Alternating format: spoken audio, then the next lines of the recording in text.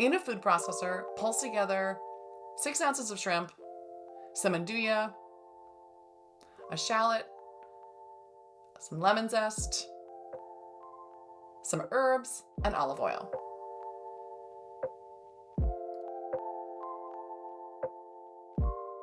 Transfer the mixture to a bowl.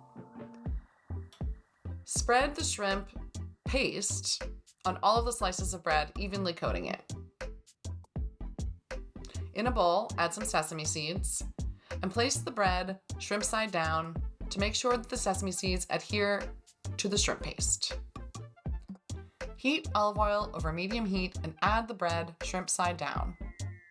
Fry 1 to 2 minutes per side. For the full recipe, subscribe to my newsletter, Colu Cooks.